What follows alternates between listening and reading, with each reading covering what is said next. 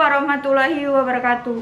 Salam dan bahagia. Sebelumnya, perkenalkan nama saya Prahdita Nerissa Putri dengan NIM 2018-008438. Saya dari Prodi Manajemen Fakultas Ekonomi Universitas Sarjana Wiyata Taman Siswa.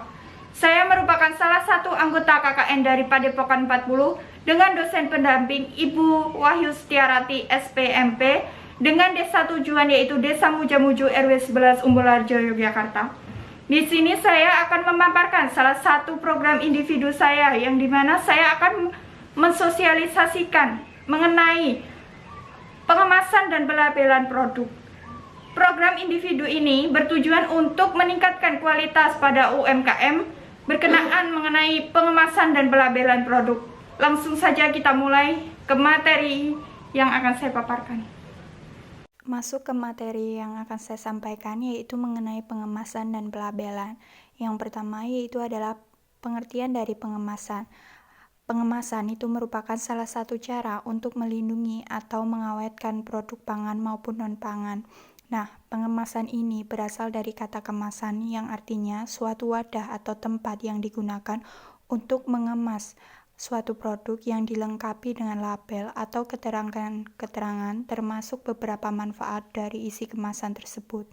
Pengemasan itu mempunyai peran dan fungsi yang sangat penting dalam meninjau distribusi produk, terutama yang mudah mengalami kerusakan.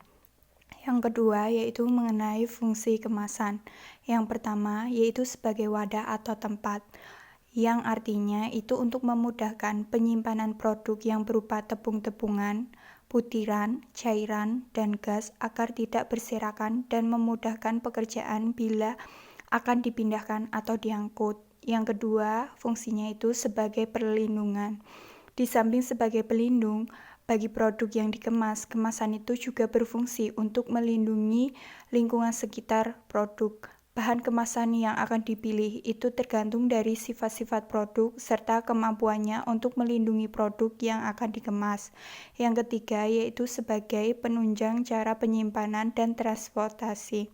Produk-produk yang akan dipasarkan biasanya itu tidak langsung dibawa dari pabrik ke pengecer, tetapi melalui saluran pemasaran yang agak panjang. Selain itu, ada beberapa bahan yang harus disimpan dulu sebelum dijual untuk pengontrolan kualitasnya, sehingga kemasan harus dibuat sedemikian rupa agar efisien dalam menggunakan ruang penyimpanan.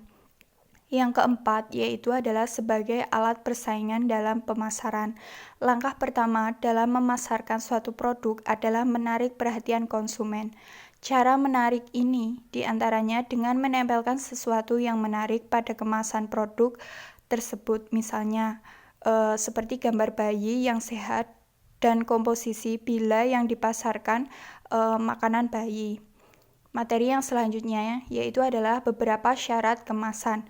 Dalam memilih bentuk dan bahan kemasan yang digunakan agar memenuhi syarat sehingga dapat berfungsi dengan baik, maka diperlukan beberapa pertimbangan. Yang pertama itu tidak toksik.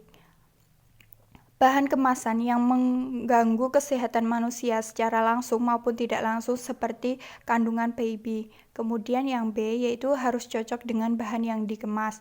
Kemasan yang dipilih itu harus cocok dengan produk yang dikemas.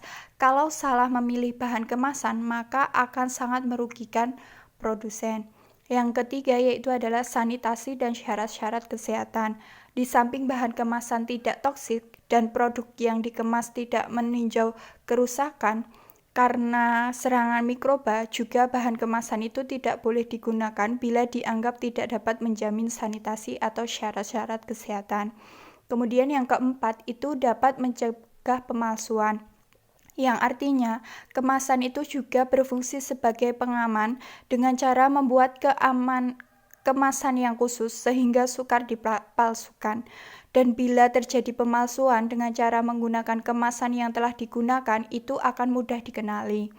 Yang selanjutnya yaitu adalah kemudahan membuka dan menutup. Pada umumnya konsumen itu akan memilih produk dengan kemasan yang mudah dibuka seperti kemasan Tetra Pak daripada kemasan botol yang lebih sukar dan memerlukan alat khusus untuk membuka tutupnya. Yang selanjutnya yaitu adalah kemudahan dan keamanan dalam mengeluarkan isi. Kemudian ada kemudahan pembuangan kemasan bekas. Yang selanjutnya yaitu adalah ukuran, bentuk, dan berat. Ukuran kemasan itu berhubungan sangat erat dengan penanganan selanjutnya, baik dalam penyimpanan, transportasi, maupun sebagai alat untuk menarik perhatian konsumen. Yang selanjutnya yaitu adalah penampilan dan pencetakan. Kemasan itu juga harus memiliki penampilan yang menarik bila ditinjau dari baik segi bahan, estetika, maupun dekorasi. Yang selanjutnya yaitu adalah biaya rendah. Salah satu cara untuk mempertahankan produk tersebut terjangkau oleh daya beli konsumen adalah menurunkan biaya pengemasan sampai batas di mana kemasan itu harus dapat berfungsi dengan baik. Yang selanjutnya materinya adalah beberapa bahan kemasan. Bahan-bahan yang dapat digunakan untuk keperluan mengemas produk itu bermacam-macam tergantung kepada jenis produk yang akan dikemas.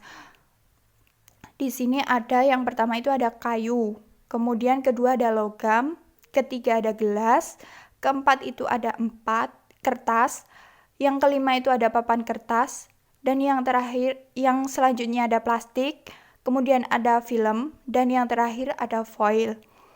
Yang selanjutnya yaitu adalah bentuk-bentuk kemasan.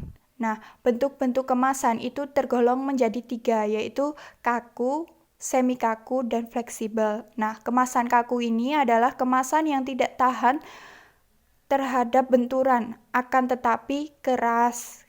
Sedangkan kemasan semi kaku itu adalah kemasan yang bentuknya itu tidak dipengaruhi oleh bentuk produk kemasannya, namun dapat diringkes bila diberikan tekanan yang lebih, misalnya wadah aluminium.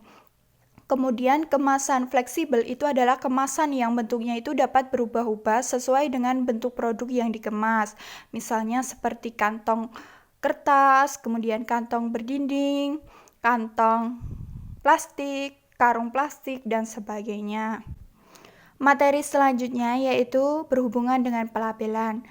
Pengertian dari pelabelan itu berasal dari kata label. Label merupakan salah satu bagian dari sebuah produk yang berisikan informasi ditempatkan di badan produk dan di packingan produk. Nah, label ini terdiri dari penjelasan-penjelasan yang direalisasikan dengan ucapan-ucapan maupun berupa gambar, di mana perannya itu merupakan sebagai sumber informasi tentang produk tersebut menyeluruh dengan penjualnya. Tujuan dari pelabelan ini ada yang pertama itu memberikan informasi mengenai isi produk yang diberikan label tanpa mesti membuka kemasan tersebut. Yang kedua, berfungsi sebagai sarana komunikasi produsen untuk konsumen mengenai hal-hal yang dibutuhkan untuk diketahui konsumen mengenai produk tersebut, khususnya hal-hal yang kasat mata atau tidak diketahui secara fisik. Yang ketiga yaitu adalah memberikan tuntutan yang tepat pada konsumen hingga didapatkan fungsi produk yang optimal. Yang selanjutnya yaitu adalah sarana periklanan untuk produsen, dan yang tujuan yang terakhir itu adalah memberikan rasa aman untuk konsumen. Materi selanjutnya yaitu adalah mengenai fungsi pelabelan. Yang pertama itu label itu untuk mengidentifikasikan produk atau merek. Yang kedua itu untuk menilai ruang belanja produk. Yang ketiga itu untuk menggambarkan sejumlah hal tertentu, siapa pembuatnya, di mana dibuatnya, kapan dibuatnya, apa isinya, bagaimana menggunakannya, dan bagaimana memakainya secara aman. Dan fungsi terakhir itu, label itu untuk mempromosikan produk lewat ragam gambar yang menarik. Kemudian di sini juga ada jenis-jenis label produk. Yang pertama adalah brand label. Itu adalah pemakaian label yang semata-mata dipakai sebagai brand. Yang kedua yaitu adalah grand label, yang merupakan label yang mengidentifikasikan tingkat kualitas tertentu dari sebuah barang. Yang selanjutnya itu ada label deskriptif, yaitu informasi objektif mengenai pemakaian, konsentrasi, pemeliharaan, penampilan, dan ciri-ciri benda dari produk. Yang selanjutnya itu adalah label produk, yang merupakan bagian dari pengemasan suatu produk yang berisikan informasi tentang produk atau penjualan produk. Yang selanjutnya itu ada label merek, yaitu nama brand yang ditaruh pada pengemasan produk. Kemudian ada label tingkat yang mengidentifikasikan bobot produk. Label ini dapat terdiri dari huruf, angka, atau cara lainnya untuk mengidentifikasikan tingkat kualitas dari produk tersebut. Yang selanjutnya yaitu adalah ketentuan dan peraturan pelabelan. Yang pertama yaitu adalah nama produk. Yang selanjutnya yaitu ada daftar bahan yang digunakan. Yang ketiga itu ada berat bersih atau isi bersih produk. Yang keempat itu ada nama dan alamat perusahaan. Dan yang kelima itu adalah tanggal, bulan, dan tahun kadaluarsanya. Nah, mungkin itu saja yang materi yang bisa saya sampaikan. Kurang lebihnya mohon maaf dan semoga bermanfaat. I get defensive and insecure. My own worst critic. Behind a closing door, I'm fragile. Infectious, that's for sure. I burn myself down to the ground. Oh, can I ask of you to treat me soft and tender? Love me hard and true. Keep my heart from building walls so high you can't get through. Treat me soft and tender. Ooh, can you love me like, can you love me like, can you love me like that? Ooh, can you love me like, can you love me like, can you love me like that? I just keep repeating it in case you didn't catch me. Ooh, can you love me like, can you love me like, can you love me like that? Can you love me like that? You see the world in colors, I view it black and white. Paint me a picture out of the lines that I live in all of the time. Treat me soft and tender, and love me hard and true. I burn myself down to the ground. Oh, can I ask of you to treat me